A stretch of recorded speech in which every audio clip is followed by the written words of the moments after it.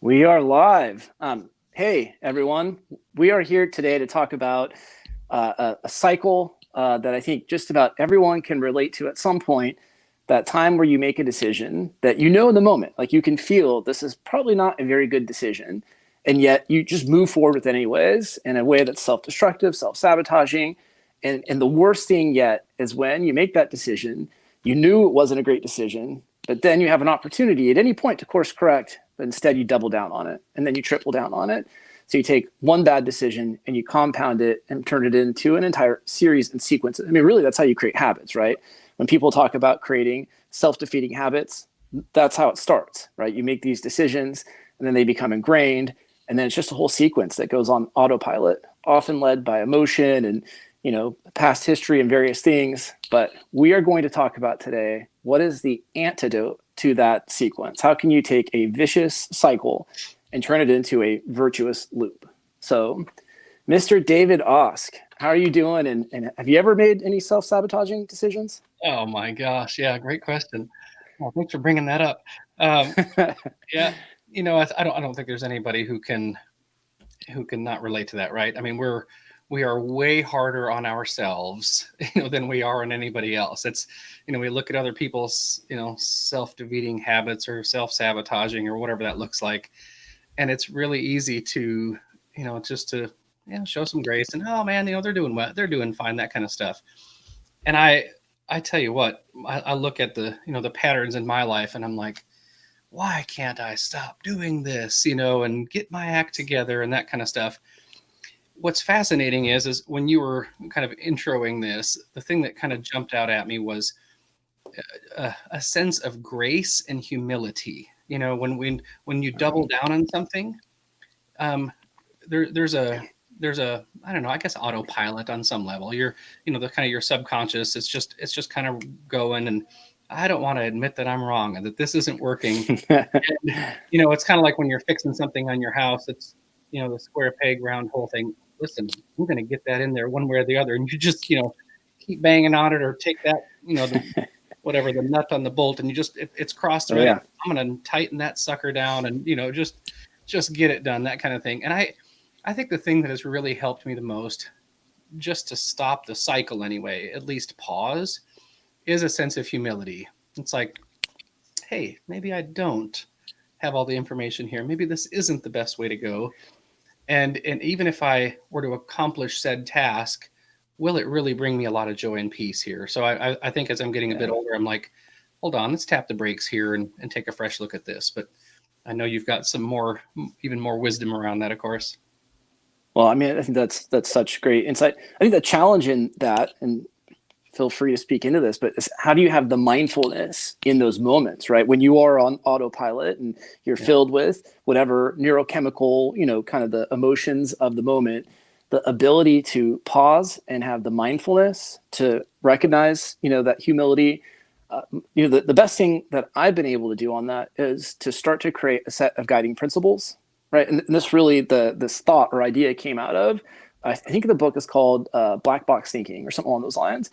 But Okay. it talked about airline pilots, right? That, I guess most commercial airlines fly on instruments once they're up in the air. Yeah. Sometimes those instruments fail. And so the pilots need to jump in and, do life-saving measures or to find some solution when things are going haywire. And what they found is they're flooded with adrenaline, and sometimes they get tunnel vision. So they just lock on to the first solution they see, and they can't see beyond it. It's like, their inability to creatively problem solve. Sometimes the solution was like just outside their purview, right? But they couldn't see it. And so they continued to do the same thing over and over and over again, catastrophically. Yeah. And so one of the things that they said was like, hey, what if we had the pilots do a checklist before they take off, right? And start to say, if this happens, then we do this. Yeah. And so each pilot would then, go through that process, really a set of guiding principles. And they found when they did that, it substantially cut back on the amount of flights that went down, right? And that they were able to then access the resources necessary to solve the problem, not to double, triple down on Right. a choice that's not working. Yeah. So, I don't know, what do you think about that as far as having a set of like guiding principles or predetermining? Yeah. I mean, I think you just kind of teed it up there. That's where I was going to go. It's it's a funny thing, because what if you're in that that spiral. You've got cortisol coursing through your body, some adrenaline, you and someone else, your spouse or kids or whatever, you're in a spat of some sort.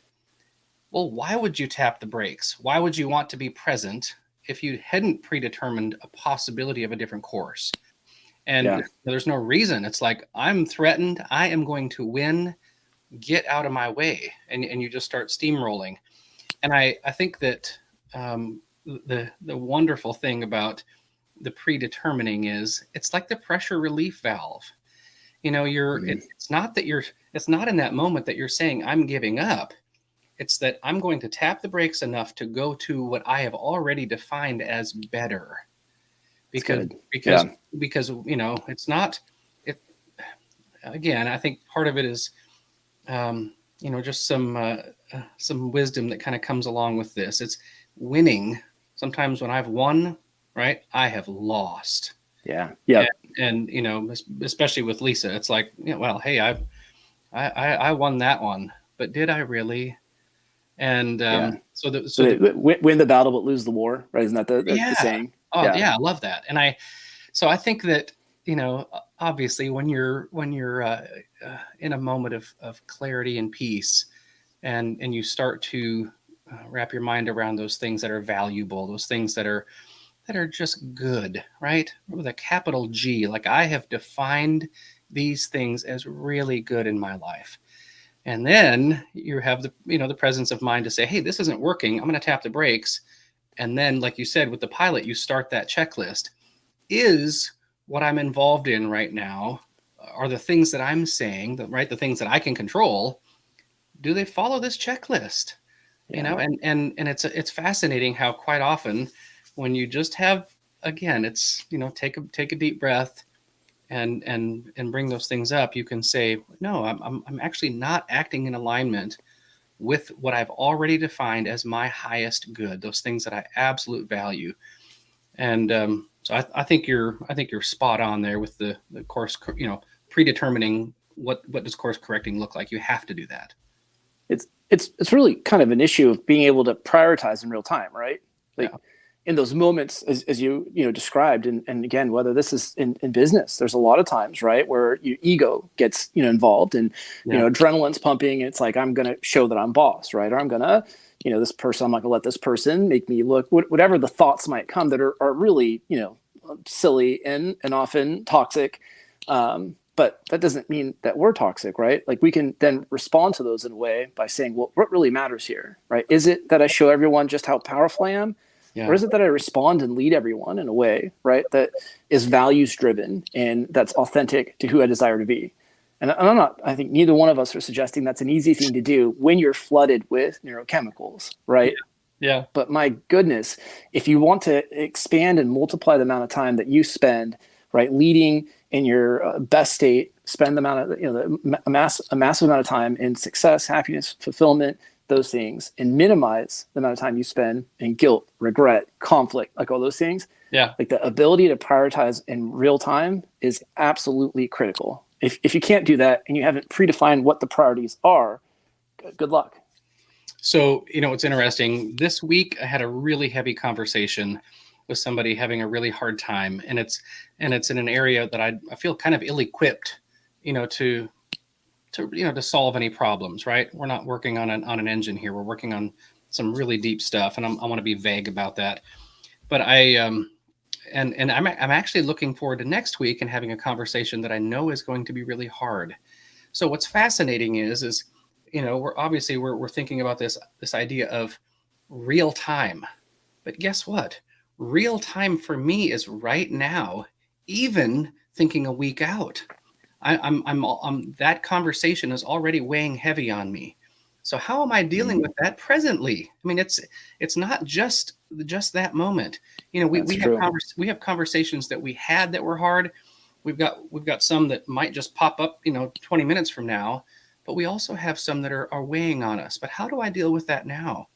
And what I love is that I've already predetermined, right, those things that I value that I'm bringing to the table. The results, they don't belong to me, but I know full well the man that I am and what I want to out out of my essence, impart, and bring to someone else and into that situation, really, right? And hopefully it's helpful. But I can imagine, and I've had so many times too when I've had conversations where I've not done that, and it's amazing how my heart, sometimes gets ahead of my brain, and I probably maybe give some unsolicited advice and go into fix it mode, as opposed to being someone who's a listener, right? Yeah. Someone who honors what someone is going through and what they're saying, even if it's coming out sideways, because I know sometimes my stuff comes out sideways. It can be kind of nuanced and a little bit messy there, but I absolutely love that the predetermination of who I'm bringing to the table, me, right? If I've predefined that, oh my gosh, it goes so much more smoothly. Yeah. And it really, a lot of these things exist on like feedback loops. So if you don't know what a feedback loop is, it's kind of like a predetermined kind of communication pattern. And so, an idea of a feedback loop could be someone comes in and they say, hey, why are you so angry today? And you were feeling totally calm before Yeah. that, but the suggestion of that, right, irritates you and angers you. So now you respond in a way that shows some anger, and the person says, see, I knew you were angry, right? Like, why didn't you just acknowledge it in the first place? So it creates, right, kind of someone says something, creates a response, and then it Right. creates a cycle. And there's really just kind of two cycles. There's one that tends to lead towards the opposite of growth. That can be, and there's degrees. Some are really destructive, some just, kind of are mildly irritating or destructive, but there's a virtuous loop, right? And that's one where maybe you give someone a compliment. You choose to recognize and affirm someone for their value in your life, or whatever that is, right? You choose to spend quality time with someone, and that elicits a response from them, Love that. that gratitude. But how do you turn a vicious loop? Someone comes in, they say something that undercuts you, right? How are you able to then redirect that into a growth-oriented communication pattern? Wow. Any thoughts on that? What a great question. So I think what's fascinating is if I get some comment or feedback or something like that, that seems to be painful or hurtful, or even if it was, quote unquote, constructive, at the very least, I need to have a matrix that I'm filtering that through. Yeah. Or what? I'm taking what they have to say as, the gospel truth about me. And what's fascinating is, I, now that I've, predetermined, who I am, those things that the convictions that I stand on, I've identified my, my strengths, those things that I bring to the table, the impact that I want to have. It's very, very clear to me quite often when I get feedback from someone, I can easily filter through that, because what's fascinating too, a lot of times if someone says, hey, that didn't land well, or you didn't do that very well. Well, that's okay, because it's actually not even something that I was really shooting for in the first place, or I clearly know it's not a strength, and I don't have to be great at everything. So for even on that basis, I can be like, man, thanks for pointing that out. That's definitely something that that I need some growth in, or something like that, because you're aware of your strengths and weaknesses, that kind of thing.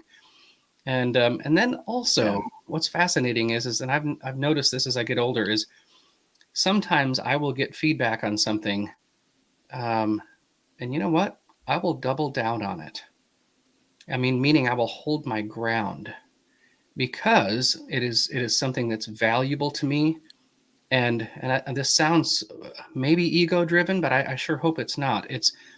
I know that when I act in alignment in this way, that 99% of the time it's for the good, and it changes the situation, and it lands well.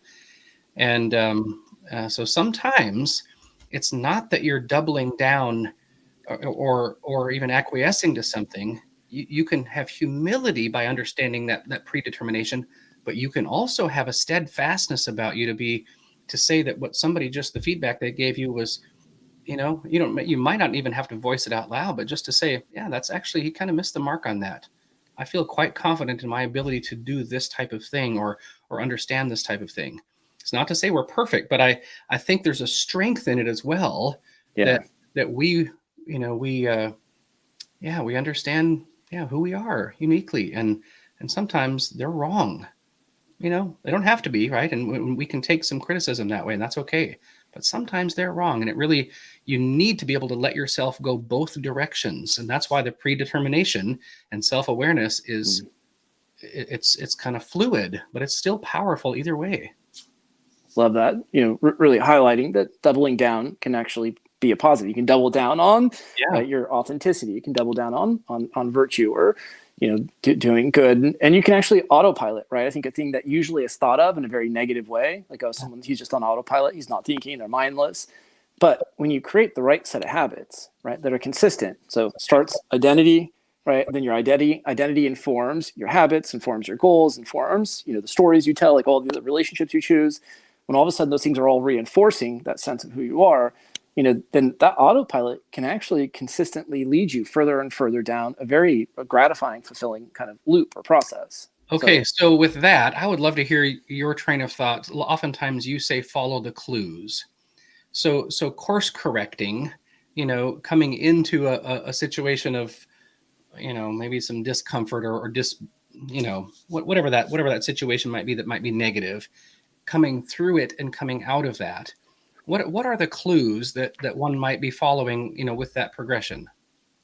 To have it kind of lead to a virtuous loop? Yeah. I mean, I think one of, clarity. I think it feels cleaner. I mean, that's not like a great clinical term. Yeah.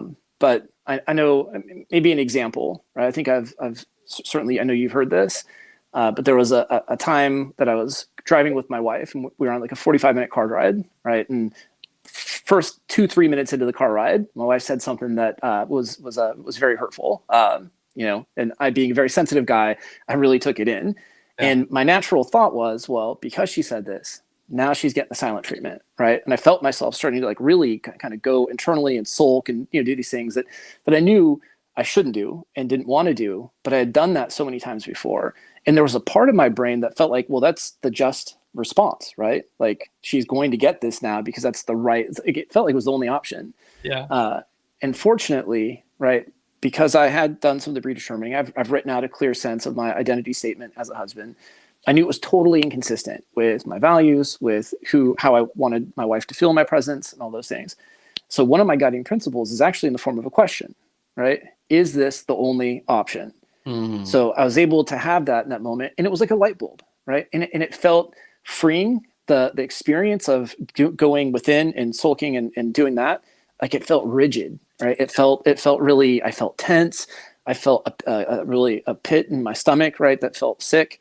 And as I started to think about a different response, right, it felt freeing. I felt more liberating. It felt good. And so, what I ended up doing is I kind of put my hand out for my wife to hold it. And as she went to go grab it, I pulled it away like a kind of a psych, and, just trying to lighten the mood. Fortunately, she laughed because she looked at me like, are you serious? I think she's about ready to deck me. Right. And then we started laughing. It lightened up the moment. We started talking, and we had this beautiful car ride. Right. And that led to a great night and a great weekend. The opposite, right? When you double down and all of a sudden you got a 40-minute ride that's just horribly awkward and uncomfortable. Yeah. So then you go into an event and you're sitting there with someone, right? I'm putting on a smile at a social event, knowing internally I feel like a fraud, like an imposter. Right. And then we get back in the car, and often it just continues because I just treated my wife shitty, right, for that time.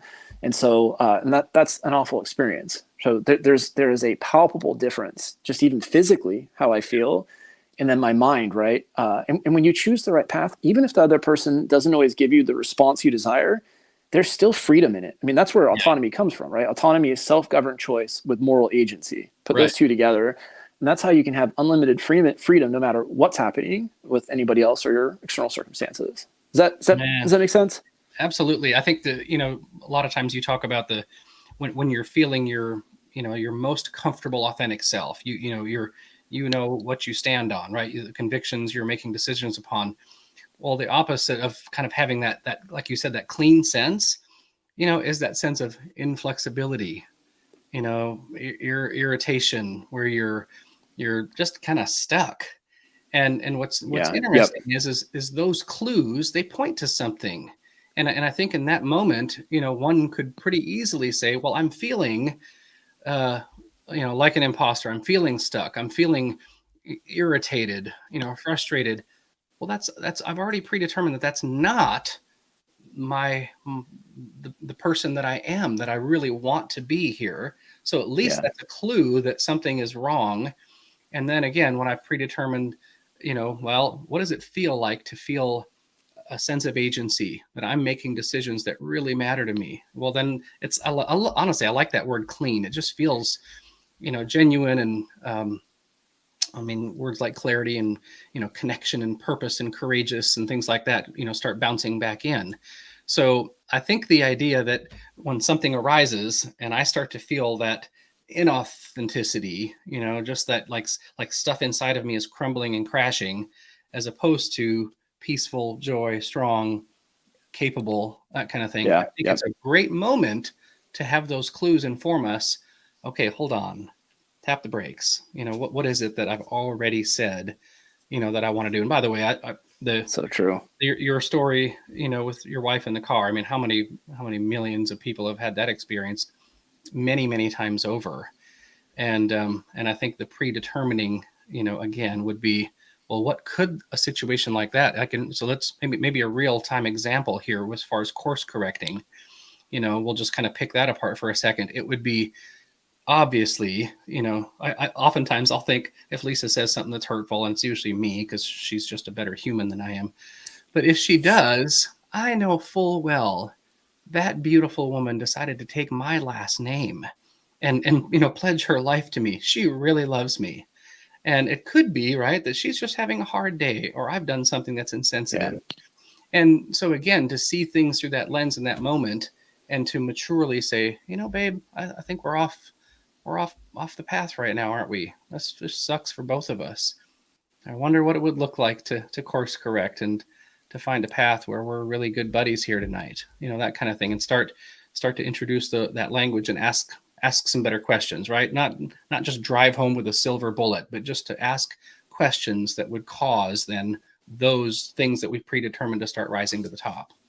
Yeah, I mean, so interesting, right? In the example that you're giving, and what we were just talking about, there's a ratio, magic ratio, that seems to exist if you want to really thrive in a work culture environment, if you want to thrive personally, if you want to thrive in a marriage.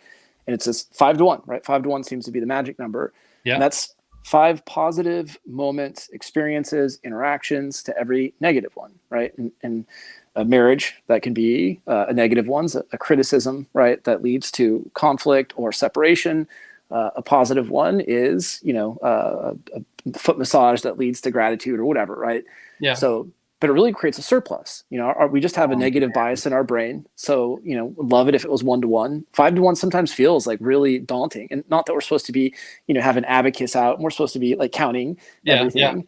Yeah. But it really, to me, the most significant thing, you think about this in a business, how easy it is, right, to start to make a decision and then just feel, like you're stuck going down that road. Or, I talked to a guy the other day, he's a CEO of a big company, and he just got really scared and fearful of the economy, where everything's going.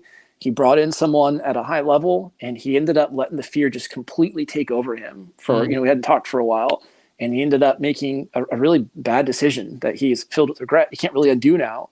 Right. But it was like a whole series of things that, instead of it being, hey, I made one bad decision, but then I very quickly course corrected and set back onto a kind of virtuous positive cycle, he made 10 bad decisions. And now it's got a big bad consequence to it that he's going to have to spend some significant time trying to undo and heal. And that's why he contacted me again. Right. So, but that's the issue. If you can learn how to course correct in real time, it's much, much easier to create that 5-to-1 ratio. And then it allows you to really focus on all the beautiful benefits and, running a company that's running on all cylinders, right? Your employees love coming to work. They do their very best work because they know what type of culture they're involved with, right? It's going to be one that's filled with positive interactions and trust and security, right? Same thing internally. When you start to trust yourself, right? You kind of know what that pathway is to access your autonomy and, your best self. Right. It's really amazing. And that's the key to thriving. And the opposite. Oh, and yeah, no kidding. So I know we're talking about course correcting here, but I'm just going to put one more little spin on this. Is oftentimes we live lives of reacting, and again, that happens. I mean, stuff's going to come our way that we didn't expect. But I think that, of course, what we're doing with, your True North blueprint, it's not just about survival mode. It's not just about reacting and course correcting Yeah. all the time and trying to, well, I didn't blow it today. All right, I beat that one, that kind of thing. No, that happens. That is a part of life. There's no getting around it. But what would it look like, or maybe can you imagine what it would be like to have predetermined these are the things that are valuable to me. These are the types of conversations that I want to have. This is my definition of success for, my health, my relationship with my wife, my children, coworkers, you know, people that I meet on the street for that matter. What do those types of conversations look like? And how can I, again, back to your, follow the clues thing, it's how can I follow the clues, the joy into living a life like that? Again, course correcting, you have to understand that because every single day the wind is going to blow and things are going to come your way. I had even, whatever, 2 weeks ago had I get outside, I'm on my way to a meeting and I've got a flat tire. And, it's like, okay, I allowed 6 extra minutes here. How do I deal with this? I mean, it's on a very basic level, something like that, or someone says something unkind or, whatever it is. But I just love this idea of using the predetermining of those things that we find, I'll just say in one word, fantastic, and then be about it, implement those things. We're having like tonight, right? Real time here. I've had a long week, a busy week, kind of a stressful week. But guess what? My in-laws are coming over. We've got, I don't know, 10 people coming over for dinner tonight. And I know what I value. I know what's precious to me. And I'm going to try to make this evening one of the best nights that we've ever had. And just be about it. It's not survival mode here. So I want to make sure we don't paint this picture that, hey, we're just trying to course correct. Yes, you have to know how to do that or good luck. But boy, it gets even better than that. You get to paint a picture that is virtuous, where you uniquely are involved to have an impact that feels great, and to paint a picture that's powerful and beautiful and safe and funny and whatever those things that you value happen to be. Yeah, that's really powerful. And I think to kind of wrap it up, it might be interesting at some point to even do like bring the one sheet, right? And just kind of like when on that, we've got your values, who you're intrinsically motivated to be, right? Your top character strengths, right? Your true superpowers, your definition of success, your one sentence purpose statement. And you condense it all into one piece of paper. It's amazing how it just solidifies, right? Just so much of the concept of the True North philosophy is that there is really a preset, right? Constant, stable kind of destination, both of who you are and who you are aspiring to become. And the opposite of True North is this idea of magnetic north, which again, as a anybody that's an avid hiker, I'm sure magnetic north is wonderful. Not trying to badmouth magnetic north, but it's constantly reading, right, the electromagnetic field of the environment. So it's constantly slightly shifting. Some people do a lot more than slight shifting, right? Who they are in any given environment is constantly different. And so there's this fragmentation, and that's not good. All right. And so when all of a sudden it's like, hey, the idea of a course correction is I was heading a certain direction, something happened, it got me off course. But if you don't know what is getting back on course, you haven't defined true north, then what are you course correcting to, right? Yeah. It's so much easier then to have that take you so far off that all of a sudden it's like, I don't remember where I was going, right? Like I'm wildly so far off where I ever intended to be. And that can be a health condition, right? That I let my health get so bad and now I'm going for quadruple bypass surgery, right? It could be a marriage that's, man, I don't know how we got here. I hear these things all the time. A business. It's like we should have made these choices, 5 years ago, and we didn't. We got so far off. So if you drill down and you know what true north is, well, now not only when you get off course do you know where you're supposed to head back to, but it's like, well, I've predetermined where that is.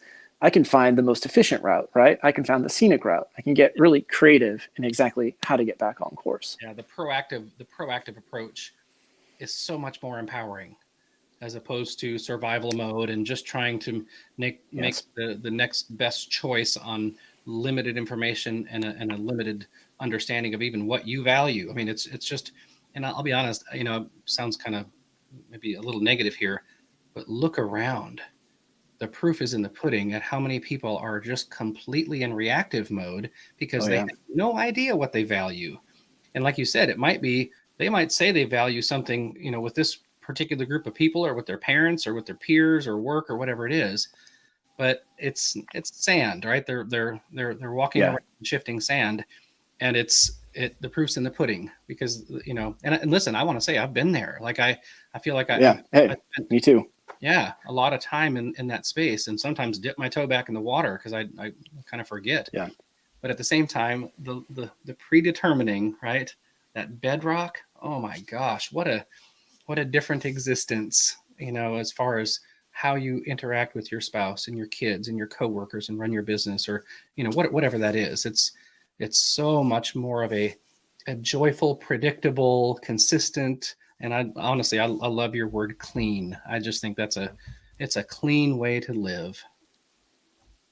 Awesome. I mean, I feel like that's the perfect spot to end right there. So if we put the exclamation point on it, man, David Osk, it's always great to just get a chance to talk about what I think are important issues and topics, right? The ability to course correct can save a marriage, can save your life.